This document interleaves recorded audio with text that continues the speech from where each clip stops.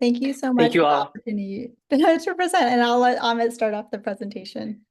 Thank you, Marie. It's good to be here. Thank you guys so much. And yeah, luckily the storm has passed, but we have no power, but it was pretty fun this morning. So just trying to get back into remembering what Texas weather is like since we moved just last fall, late summer, early fall. And so my kids were wondering what the tornado warnings were all about. And so luckily that's all passed. So thank you guys again, and apologies for any glitches or anything, but Marie's going to run the slides. So we're here to talk to you today about our schedule-based rounds project. It was a large project. You can go to the next slide, Marie. And so really quickly, we'll run through the background and objectives, similar to what a paper might have, our methods, our metrics, and then talk a little bit about some of the things that were challenging for us and things that also led to our success and what's been going on lately after we started this project many years ago, and then some conclusions about our data. So the first thing to know is, at least in pediatrics, for many years now, the American Academy of Pediatrics and multiple publications have reinforced this. Family-centered rounds or family-centered care is the standard of practice. And what that means is more than just having families witness rounds taking place in their room. They are active partners in the care. They're invited to be real care team members. We have specified points in the discussion of rounds of when the family needs to be present or what they need to contribute. And so that's really the standard of care in pediatrics, but often there's a lot of barriers that get into way of doing that. And a lot of the challenges in our rounds coordination were, we have trainees, they have to get to conferences both before round start and after round start. There's variable length of time spent in each room when there was no schedule set. Our patients are often all over the hospital, and so that is challenging just from a physical space standpoint, just running around, and then also because of different physical units and moving from those units to and fro. There's nursing staff that are on those different units, and sometimes nursing staff may be more accustomed to certain types of team rounds versus others. And so, or you might get a nurse that's new or floating in that unit. And so there's a lot of variability in the care team external to the core care team of rounds. And then the organization, if you have a very active senior resident, for example, who said, okay, I'm going to make a schedule, I know where we're going once we're done with each patient, versus someone who may be deciding on the fly, it can lead to a lot of inefficiencies. And so really, this is the background that's not a unique problem, especially in a teaching center like ours, where you're coordinating multiple different groups of people for rounding. And add on top of that, the variables of who changes all the time. So we change weekly on a Wednesday. There's fellows that join that could be part of the team that are on rotation. There's chief residents that could be in that role. There are interns and medical students and senior residents who are all changing at different times. So there's a lot of coming and going of with that core team as well. Go to the next slide. So the other background to know is that while we faced these challenges, there was a group that actually successfully implemented something similar. So before we started, our division chief, who is also, I don't know, Marie, if Joe still has the title, but you at that time was Associate Chief Medical Officer and was involved in their project, and that was spearheaded by their fellows. So the LPCH inpatient general cardiology service was actually able to arrange this. And they were able to, with a lot of gusto and effort by their fellows and their team and their team members in making like a spreadsheet on an Excel file. They were all unit based, so that made it a little bit easier. They could go from one end to the other. Most of their patients were in that unit. Had a very already kind of regimented, strict kind of, well, I shouldn't say strict or regimented, but a very well planned rounding process where each team member knew their role, knew when to speak. So some efficiencies established in that standpoint. But our division chief felt like this is something we could do for our service line as well, especially given the concerns from a lot of our evaluations that rounding can really take a really long time or is inefficient, residents aren't getting to conference on time, et cetera. Challenges for us unique that were different from the cardiology service were a couple. So one thing is that, again, physically, our patients are all over the hospital. Wherever there's a possible open bed, that's a hospitalist patient anytime we needed one. So we weren't cohorting our patients based on unit. We'll talk about that a little bit later as we've made some efforts to change that, but that's a big, big challenge. And then some of the other things we talked about already about the team members making up. There's also a challenge with variable types of complexity. So we have all comers on our service. So patients who are very chronic, been in the hospital for many, many days, that may or have one or two things going on that are relatively simple, or patients who may come in with a simple concern, but has a large workup, lots of consultants, unknown diagnoses. So very variable every day what you're going to get. And that can lead to a lot of unpredictability as far as questions from parents and questions from care team staff, coordinating care, diagnostic studies, things like that. And so maybe you have a patient who needs an MRI and the only slot is right in the time you might round on them in the morning. And so we had a lot of those kind of issues too. And then also we had variable start and end times. As much as we try to stay on time, sometimes things get delayed or there's a rapid response. And so that came. And then the other considerations for our service line are that uniquely, we are one of the few services, if any, I think, in the hospital at that time that had outside attending groups. So our PAMF, our Palo Alto Medical Foundation colleagues who were hospitalists, if those patients were admitted on our service, then they were attending on them. And so the residents had to coordinate rounds with the what we'll call Stanford PHM service and then the PAMF service line. And often who went first every day was very variable. Okay, they only have 2 patients, we'll let them go first, but then sometimes those 2 patients might take an hour. And so now we're left catching up, or vice versa. Oh, they only have 2 patients, they're simple, let us round first, but then maybe we took too long and now they only have a little bit of time. So we had some interesting considerations that were unique to our service line as well. So with that, we were tasked with coming up with a quality improvement project on how to improve our efficiency using a schedule. And so these were our SMART AIM objectives. So within a year of starting, or within a year of implementing, we wanted to do 3 things. We wanted to be able to start 90% of our round encounters within 30 minutes of the scheduled time. We wanted to 2, increase the nursing presence from 79%, which was our baseline data, to greater than 90%. And then 3, which was a new metric we had come up with, increase the percentage of rounds completed by 11:20. So some of you might ask, why 11:20? And at the time we were rounding, there was a patient progression huddle, which was a multidisciplinary discussion where the senior resident would meet with case managers and other nursing staff leaders to help coordinate, okay, which patients are going home, who needs, medical equipment, who needs a ride, who needs a wheelchair. So this was very important for them to go to kind of put the input in about all the patients on our list. So all those people who are tasked with coordinating safe discharge and safe movement through hospitals from other places could get the information they need. So it's really important that somebody attended that. And one word about nursing presence, as you guys can imagine, it's no surprise, but so many studies have shown when nurses are at the bedside, care is more safe, care is more efficient, care is more satisfactory. And it only makes sense. They're providing the majority of the bedside care throughout the day. We kind of come in and out in episodes. And so it's really important that they're aware of what the plan is. So that was a really important metric to our team. So how did we do it? So our setting, as you guys know, we're next door. So it was our tertiary care, quaternary care, children's hospital on our pediatric hospital medicine service, which we called Blue Team. We have colored teams in the hospital. So at that time, that was our one service line. As you can see there, it was pretty simple makeup, very similar to any other teaching medicine service style team, which is 1 senior resident, depending on the time of year, 1 to 2 interns or 1 to 2 medical students. Case manager who did join us on rounds physically for most of the day or most of the morning, unless they had to go attend to something else. PHM attending, plus or minus a fellow or chief resident, but not always.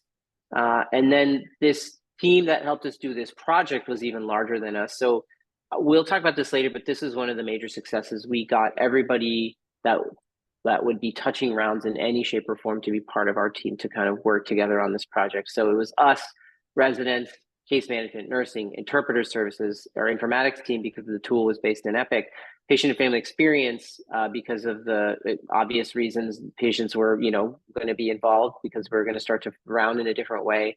We also had some of our patient education staff to help us craft messaging around how we're going to let patients know about these, and then our family advisory councils again to provide that patient and parent and input from their perspective as well.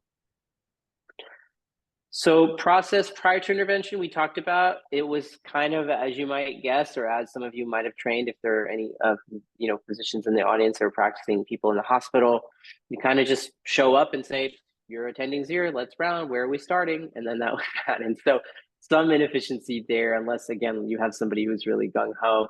Case managers were calling nurses whenever we got there. So it's like, oh, we're in room, oh, who's the nurse? Okay, check, who is it? So a lot of minutes and seconds that add up at the end of the day to delaying.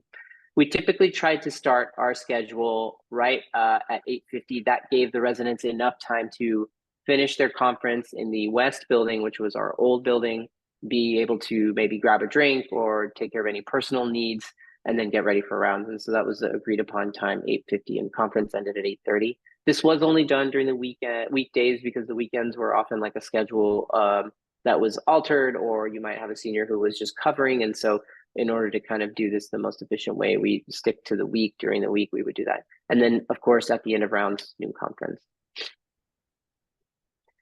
I won't go through all the details here, but no QI kind of intervention or project is complete without the key driver diagram, as you guys know. So on the left is our SMART aim that we already went over. In the middle highlights some of the key things that we thought were driving our process, and on the right, the interventions that are tied to those. So the first, obviously, is a shared mental model. Everybody's on the same page about how to do this. I think that's a, I joked with Marie at the very end of this project, regardless of how successful we may or may not have been, having a schedule is better than no schedule. In that way, everybody's on the same page about what to do. We wanted to make sure the residents really own this. We talked a lot about who should generate that schedule every year. And in our group and in our teaching setting, we really, really wanted to, make sure that the residents felt empowered to be leading the team. And so the chiefs that we worked with at the time of the project felt strongly that this was something the senior residents should own. We also, Marie and I would hold weekly sessions where we would go over the data each week. We would write it up on the whiteboards that were in the team rooms for the residents so they could see how well we were doing. Not as a punitive way, but just to blend transparency, say like, here's how we're doing this week. Can we do better, or are we on top of our game? We were making sure that everybody was being communicated to. So wanted to enhance the communication that came through our inpatient communication system, Voalte. So sending real-time text messages or updates at that time. And then also wanted to make sure the family part of it was involved too, and setting clear expectations for how long we would be in the room, when we would be there, etc. So here's kind of the nuts and bolts of our schedule process. The idea was once the tool was created, that the senior resident would have it done by 7:50 a.m. Nurses sign out would be done by 7:30. They were very, very, very, very engaged and helpful and willing to adjust their break times and other meal schedules as necessary. So somebody could be at the bedside if the bedside nurse assigned to that patient that we were rounding on wasn't able to make it. But we wanted to have it earlier so they had time to plan. Everybody could see the schedule in Epic. So that was really, really helpful. So we talked with our unit secretaries, our unit clerks, and the nursing staff and charge nurses. So they could text a message out with the photo to all the nursing staff so everybody could see what time their patients are going to be rounded on. And that was really, really helpful. So being able to make sure that it was done in time and that everybody had access to it, and then that message was being pushed out to everybody in case they weren't looking at it. That was the way it worked in the morning.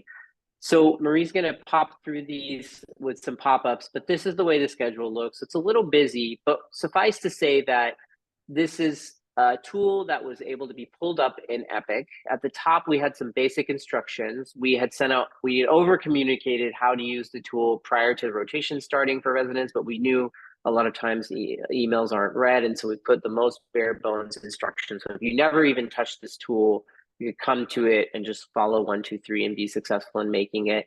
So we had pre-sorted the patients based on a logic that Marie and I developed about trying to use our pre-scheduled rounds data that we had. We had collected rounds. We'll talk about how many days, looking at the duration of rounds and how long we spent with new patients versus old patients versus patients whose primary language was not English. And so this helped us generate like a loose kind of framework. And within this, then you could do some things. So there was an ability to drag and drop. If you notice at the top, Marie can click through once, the first thing you'd have to select is if a patient was going to be discharged or not early. So we, always try and get patients out of the hospital early. So say, for example, I come in the morning, I get signed out and see like, oh, that patient met whatever thing we needed them to do overnight. There's no need to round on them fully. I'll go see them by myself. We'll round, and then we can discharge them. So we don't even have to spend a rounding encounter on them. Those would be floating to the top and then wouldn't be included in the schedule. And then the schedule would come through and you can see the times on the left. The arrows on the right show you that you could adjust the baseline time, toggling up and down with the arrows. And then also we built in these different types of slots, teaching slots, buffer slots that we could put in here and there, transit time going from one building to another, or this patient always ends up having an extra question we didn't anticipate. I'm going to add a few minutes to that and a buffer slot. So some senior residents got really savvy about utilizing some of the tools we built in. And then there's an end of rounds time at the bottom there. So the idea about what we would do to kind of make things move faster, even though we had this schedule, is just like we talked about. So coming in the morning, we had a kind of agreed upon thing that Marie and I worked on with our division to say, like, here's how we're all going to attack the morning. Because there's a lot of variability in how attendings run rounds. But in this regard, we wanted to create some uniformity. So we said, okay, come in, look for early discharges, make sure there's no other acute patient issues that require your attention, and then come up with a plan with your senior resident that looks good. And then also, as we were walking from room to room, our case managers were tasked with texting or calling nurses. They would print the list out. The list would have the nurse's name on it. If you saw on the tool before, the tool has the nurse's name and their Voalte number, so we could call them directly and text them, and then give them knowledge. Hey, we're going to be there in about 5 or 10 minutes, or we're going to be running behind. We let the charge nurse know, etc. The other really key part of this was our relationship with our interpreter services. They were phenomenal in accommodating us to say, we will review the schedule and have our interpreters be at those places at the assigned times.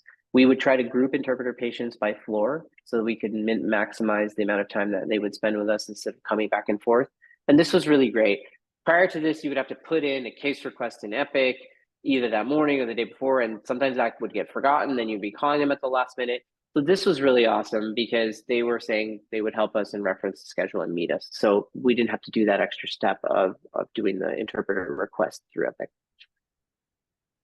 This was just an example of kind of some marketing materials that Marie and I came up with. So we made little badges on the bottom right there for the workflow for what family centered rounds should look like.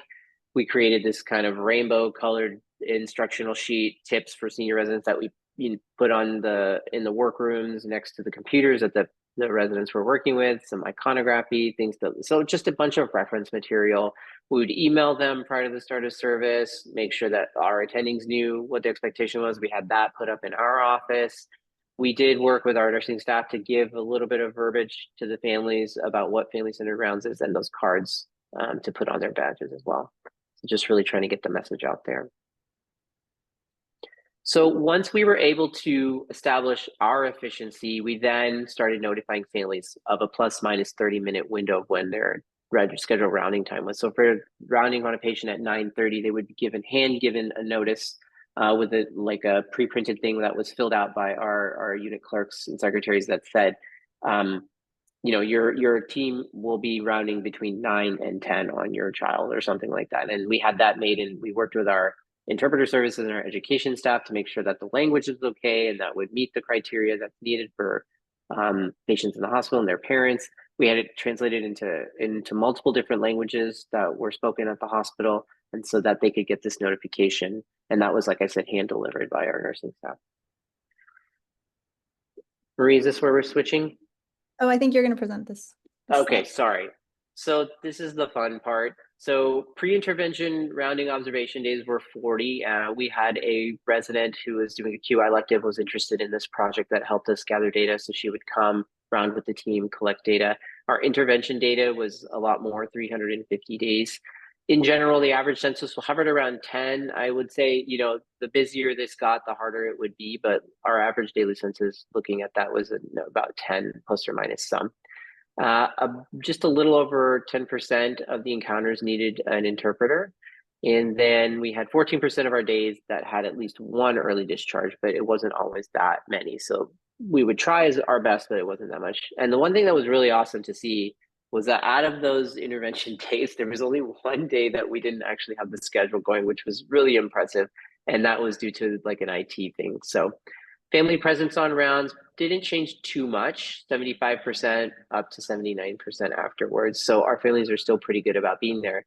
I think I will step out on a limb to say that most families who are in the hospital know they won't leave the bedside in the morning because they just know the team's going to be by. So I think families are good about trying not to leave.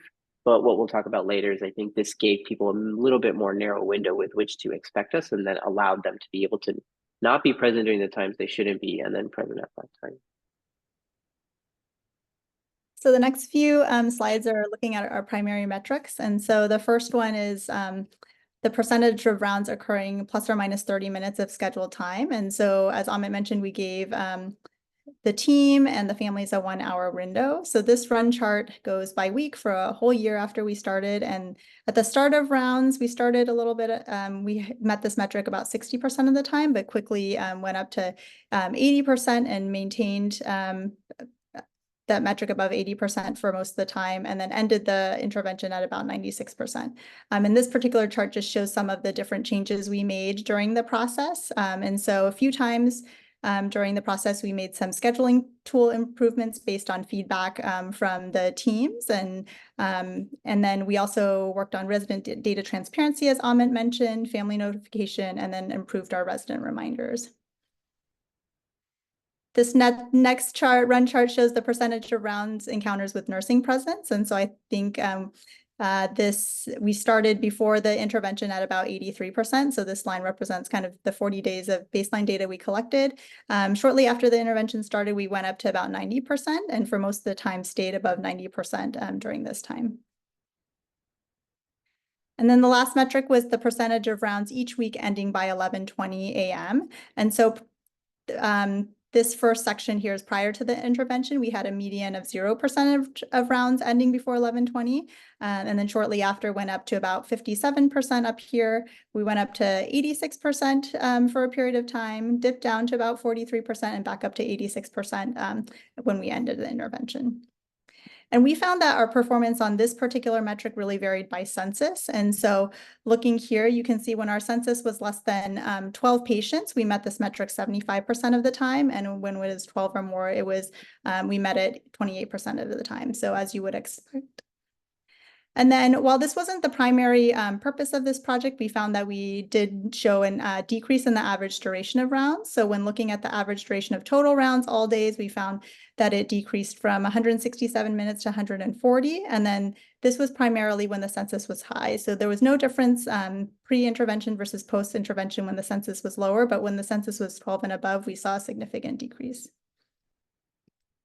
So in terms of challenges, we met every week as a team to check in with our group. And so some of the challenges we identified were frequently changing trainees and unfamiliarity with the process. And so as this was a new process, definitely as people rotate every few weeks, it takes a while to get used to that. And so we tried to address this by touching base with our residents during the weekly meetings.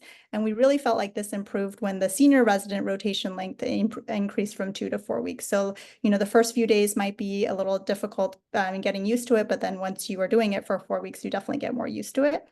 Maintaining end times during high census was definitely a challenge. And so during these meetings, we would try to review strategies such as maximizing early discharges and then discussing, if some patients could be rounded on with a smaller group. For example, if you hit that 11:20 time, then seeing who's left on the list and seeing if then you can round on the rest of the patients with their primary resident and the attending. Next, extended discussions on complex patients definitely would make it harder to adhere to the schedule. And one of the ways we address this is just reminding our residents that we could budget more time in the schedule for these patients, especially if these were patients that were going to be there for a while. You could anticipate perhaps the next few days they might need a little bit of extra time, and so you could increase that time. And then last, rounds interruptions were definitely a challenge. So things like RRTs you couldn't prepare for, and PICU transfers during rounds could sometimes be challenging. And so we would try to collaborate with our consult hospitalist, who was another hospitalist on service during that time, to try to help out with with PICU transfers.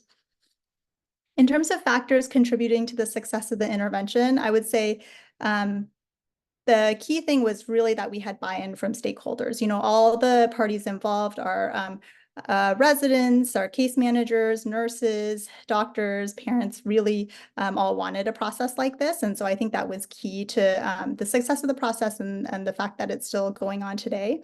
The EHR scheduling tool was really instrumental. It was really easy to use. It took less than 5 minutes to make the schedule, I think, once you got used to it and learned how the tool worked. This tool really promoted senior resident leadership and autonomy. They are the leaders of the team, and we support them in taking this and making the schedule and kind of managing that as part of their role.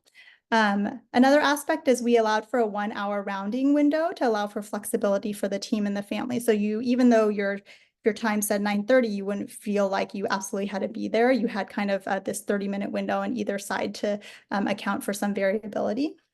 We also had a system for real-time notification of nurses through Voalte, which made it easy to contact nurses to be at the bedside. And then we had these weekly meetings to troubleshoot the process, which was really important to be able to hear about real-time issues of what was going on. In terms of effort following the study period, so we implemented this in fall of 2018, and then we collected data daily until the end of 2019. But then since then, over the subsequent years, we also implemented a few other efforts and interventions. So we implemented our scheduled rounds process in our second pediatric hospital medicine team in fall of 2020, so 2 years later. We also worked to add the rounding time to the unit dashboard so that it's more visible to staff. And so everyone can see when the schedule is published, as well as what time is assigned to that patient. And then we also continue to periodically audit metrics through 2022.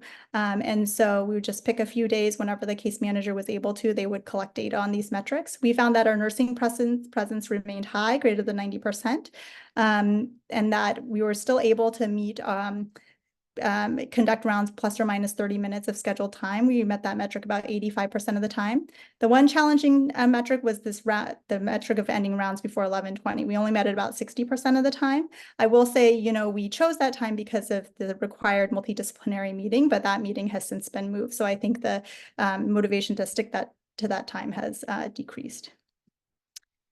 In terms of family engagement, so while we were preparing for this intervention, we did engage our patient experience colleagues to conduct 50 family interviews to kind of understand what families wanted from rounds in the education. And we found that families are often, but not always, told about what to expect during rounds and how to participate. They're given a large window of time for rounds, such as, saying that the team would come by in the morning, but with like a shorter one. They'd prefer an in-person explanation, and they wanted information about the process and the players and the timing. And overall, their current satisfaction was high. So based on this feedback, we actually received support from the VIP program to create updated parent rounds education video. That's very short, 2 minutes, and that's available in our patient video system. And we also, this is a video that kind of goes over, what the purposes of rounds are to educate families. And then we developed a process for this video to be automatically assigned to families. And then, as Amit mentioned, we also worked on our family notification. Our initial process was that we asked the nurses to write the rounding window on the whiteboard, but we found that it wasn't as reliable. So we started working on giving these family time cards these time cards with the 1 hour window to families and had them translated into a number of different languages. And this work was led by Dr. Jessica Moriarty. And we were able to increase our family notification from 20% to about 80%. And some parent comments that we got from this work showed that it made a positive impact. So one parent said, I've been notified every day and I really appreciate you guys doing this. It helped me plan my day out and is so helpful. Another parent said, being notified helped me because I was going to leave otherwise. They came on time, so it really helped me plan my day. Thank you. And so in terms of current and future work, there are a number of efforts still going on, to try to improve the workflow of our inpatient teams. So as Amit mentioned, one of our doctors, Dr. Kim Hong, is working on cohorting patients by unit. Right now, our blue team patients are cohorted all in one unit, which has helped the kind of schedule process and making it easier for the nurses and doctors to communicate. We are still exploring automated systems of notifying families of the rounding time. I think this is the one thing that we have not been able to do. There are some innovative systems that can incorporate real-time cues, automated calls to nurses, automated notification of the families. Currently, we still rely on our unit secretary to kind of issue these family notification cards, but would love for us to have like an automated way to notify families. And then in the residency program, they've implemented team census caps, and so now teams are capped at 14 patients. And so I think this helps the scheduling process because teams are more likely to be able to stick to the schedule if the census is not high. So in conclusion, I think this process showed us that a schedule-based rounding process can improve rounding workflow. And we think that this process can be adapted to other settings, especially institutions that have appropriate clinical informatics, nursing, and institutional support. It can be implemented within other teams within our hospital. And we've also had the opportunity in presenting this work to talk with other institutions that have implemented similar interventions or who are interested in implementing some similar interventions. So thank you so much for inviting us to present today. This was definitely a team effort and cannot have been done without the support of all these groups listed here. First, we received support from the Packard Value Improvement Program, which was instrumental to all of the efforts that we did. Support from our Division of Pediatric Hospital Medicine program, the PAMP Foundation Hospitalist Group, the Stanford Pediatric Cardiology Scheduled Rounds Work Group, which really spearheaded this work at Packard, the residency program. And then, as Amit mentioned, we work with a number of different divisions within the hospital who are all listed here. And really, it was truly a team effort. So thank you very much for giving us the opportunity to present, and we're happy to answer any questions. Thank you. What a wonderful presentation. And I'd like to open it up for questions. And I see one in the chat already. Sumita, if I'm pronouncing it right, would you like to come off mute and Sure. end on your question? Yeah, so I'm sorry I joined a little bit late, but I was just curious, have any of the rounding and the program been used for patient and safety advocacy or disclosure process at all? Like, has that been part of the rounding too, or just curious? May not have been. Can you expand on that question a little bit? Yeah, so if there's any safety event or anything like that, and if it's part of your rounding, you figure out that there's been some issue, do you take that opportunity to really engage with the family as part of the rounding as well? Yeah, I think, you know, part of the strength of this process is it was building on an already established family-centered rounds process. And so, you know, with family-centered rounds, definitely we encourage, you know, all the team members who are taking care of the patients to bring up, you know, concerns and questions for the day. So I think, you know, definitely if there were any safety concerns, the family-centered rounds would be an opportunity to bring that up. Yeah, sure. Thank you.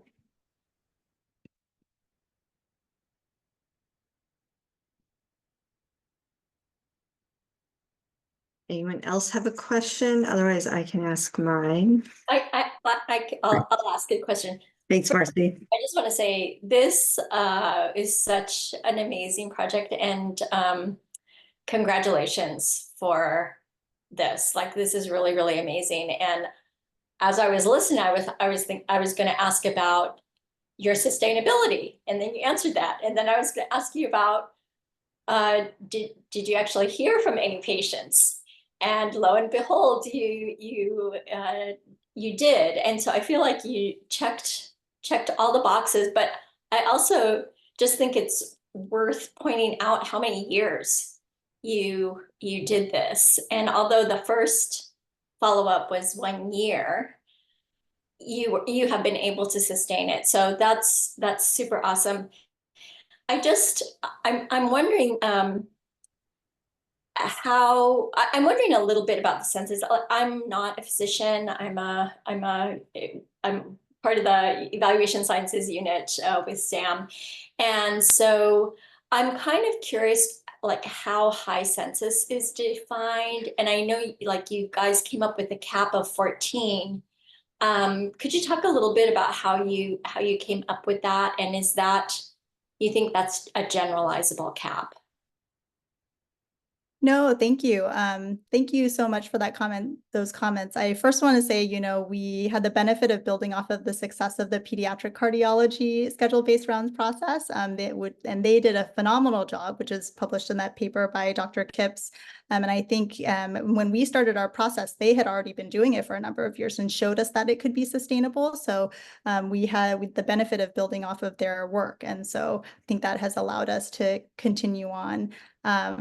In terms of census caps, I think in terms of deciding the census caps, I'll have to defer to the residency program on that, because that's something that's was discussed and decided between them. I think it has to take into account kind of the acuity of our patient population at Packard, which is very high, and also kind of the number of patients we can reasonably expect a team to be able to round on within a morning. You know, we start rounds now at like 8:45, 8:50, and then ideally would like to, you know, complete by noon so that residents can get to noon conference. And so and as we showed in our data, once we hit 12, I think it makes it a lot harder. And so I think they had decided on 14 for a variety of different reasons.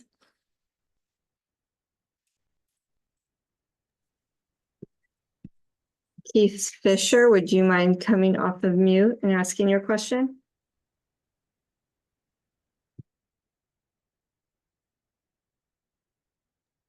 Oh, no, I'm not sure we can hear you. Can anyone else? Can you hear me now?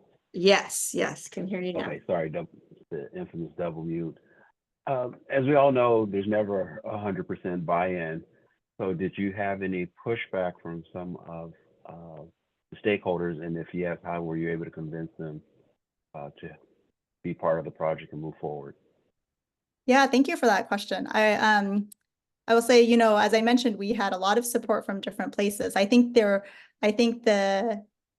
question and pushback was kind of related to like the details of how you implemented it per se. So for example, I think in terms of general groups of stakeholders, I think generally they were all in favor of you know, like a more structured process. But I think when you're talking about like the details of like, how long do you assign a patient? How do you decide, you know, how do you decide how many minutes to assign? Are we trying to make rounds shorter? Like things like that, I think there were differing opinions. So for example, you know, just because our patient population was so high, our patient acuity was so high, I think some of our patients do require more time, but at the same time, if you have a census of like 12 to 14 patients, you can't necessarily spend 25 minutes on each patient, right? And so I think what's that optimal balance? I think those were the types of questions I think that there were differing opinions on how best to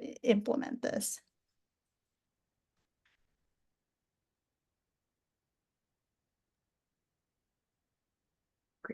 And jumping a little on that, so the literature shows that like interpretation, I'm sure real world experience shows that interpretation lengthens the encounter or the round. How is that accounted for? And how were the residents trained to account for that in the scheduling? Oh, that's a great question. That's actually one of the Actually, that's the main factor we used in accounting for our default times that we assigned to the patients.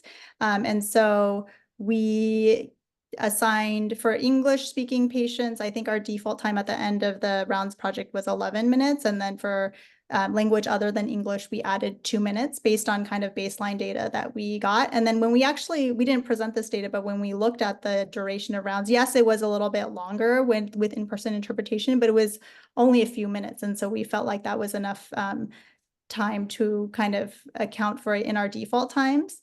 Of course, you know, for somebody where you feel like it might take longer, you could definitely like increase that amount of time. And then later on during the project, we kept on hearing that new patients, right? New patients would take longer. So like new admits that came after like that came the prior day. And so currently we actually assign them a default time of 15 minutes. So our default times are 11, 13, and 15. And those all can be adjusted, but that's like if you didn't do anything with the schedule, that's how your patients get assigned the times. And I'll just add one thing to that, which is that I think, again, the shared mental model, like everybody realizes we're all kind of on a schedule now. And so residents start to become more adept at being able to navigate that or feel more empowered to say, like, those sound like really great questions. We can come back in the afternoon, you know, whatever. We also, as attendings, try to model that as much as we can, because a lot of them do feel it's hard to cut people off. And I think just when they understand there's a schedule, the families also start to realize, like, I think they all know that there's other patients besides them in the hospital, obviously, but I think they realize, oh, this team has to go. So people usually don't get too upset. And then once rounding encounter goes long, I think the next day we're like, hey, we would touch base and tell the senior, it looks like every day for the last 2-3 days, we've been going like 20 minutes, just give them 20 minutes and then we'll adjust the rest. So I think the variability is allowed to be accounted for with the toggling up and down of rounding encounter.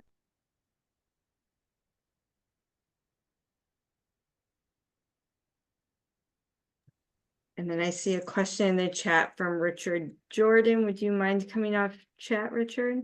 Or coming off mute? Yeah, no problem. Yes, Doctor, I'm just sitting here thinking, I don't take care of kids, I'm an internist, but you have one of the challenges that I've seen in trying to initiate multidisciplinary rounds, and the effect of that, showing the positive side of it is in the total part of discharge planning. Patient flow sometimes gets to be an issue when you're trying to get patients moved through and you haven't really addressed some of the social determinants of care that might end up having a patient flip back to you because they haven't really, the catcher's mitt on the other side hasn't really been set up. Are you looking at how this process has affected kind of your patient flow and management of patient flow from the admission to discharge, and just addressing those social determinants of care that might result in like a readmission? Thanks for that question. I think with regard to discharge flow and planning, we're lucky in that there's been a lot of work at our institution done on like early discharges, led by Lauren Dustino. I think a few years back, there was a big push to like improve the discharge, early discharge planning process. And so I think this scheduled rounds process kind of helped us proactively, even more so proactively identify those patients on the morning of, because you can select them in the schedule. And so while we didn't work on that, the initial process, I think it kind of helped frame, like make everybody think about it because they had to fill out the schedule and they had to think about it for the next day. So I think it helped that process, although we didn't specifically study it with this intervention. And then in terms of addressing social determinants of health within the patient hospitalization, I agree that's a really important aspect of every patient's care that we seek to address when we're taking care of them in the hospital. I know there's a lot of work being done within, especially like the clinical informatics team and nursing, to make that part of like the intake process, to see if there are any things that we can do to help address that during the hospitalization. In terms of barriers to discharge, while I think that's part of, why we had our multidisciplinary meeting, our case managers are consistently involved, and we work with them to try to address any barriers to discharge before, sending, as we're coordinating all the care. It's not explicitly incorporated into this process, but it is something that we as the primary team do when we're taking care of the patients. Okay, thank you. Yeah, it seems like that would be a possible kind of an addition to adding to the advantage of this kind of a study is, or can you improve patient flow and discharge, reduce bounce backs, and ensure that, appropriate discharge instructions and care are met. And I just, I'm thinking of one of the cases presented last year here in this forum about a lady who was discharged, didn't get a follow-up appointment, ended up back in the emergency room. I think she was somebody that had been treated for stress or something like that. Something like that. Those things seem to proactively with this process, you can really prepare the family and the whole healthcare team to address all those issues and make sure they're well covered before discharge. Anyway, just some thoughts.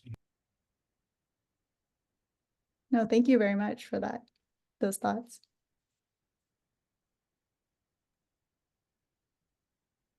I think we have time for one more question. Does anyone in the audience have a final question for our speakers?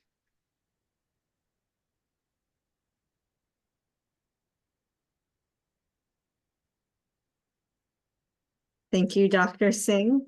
Thank you, Amit.